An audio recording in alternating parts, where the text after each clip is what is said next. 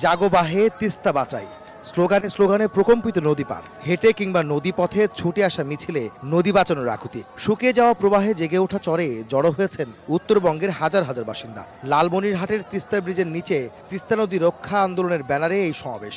আন্তর্জাতিক আইন লঙ্ঘন করে ভারত বাঁধ নির্মাণ করায় এবং ন্যায্য পাওনা থেকে বঞ্চিত করার প্রতিবাদে এই কর্মসূচি।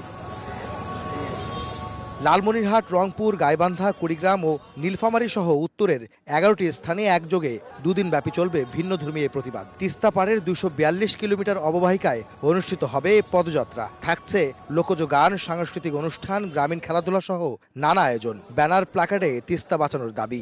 নদীর মাঝখানে বসানো হয়েছে রং বেরঙের তাঁবু। প্রতিবাদে এ এক ভিন্নতা। উত্তরের মানুষের অভিযোগ, ভারত ন্যায্য পাওনা থেকে বঞ্চিত করে হুমকির মুখে ফেলেছে লাখ লাখ বাসিন্দাকে। শুকনো মৌসুমে আমাদের পানি ন্যায্য অংশটা আমরা পাচ্ছি না। প্রতিবাদী মানুষ বলছেন, ভারতের আগ্রাসন রুখে দিয়ে ন্যায্য হিস্সা বুঝে নেওয়ার সময় হয়েছে। তিস্তা মহাপরিকল্পনা বাস্তবায়ন করা গেলে দুর্দশা কমবে উত্তরবঙ্গের। দুপুর 2টায় জনতার সমাবেশ শুরুর আগে অনুষ্ঠান স্থলে পৌঁছান প্রধান অতিথি বিএনপি মহাসচিব মির্জা ফখরুল ইসলাম আলমগীর। এছাড়া অন্যান্য স্থানে যুক্ত হচ্ছেন বিএনপি সহ বিভিন্ন রাজনৈতিক দলের নেতারা।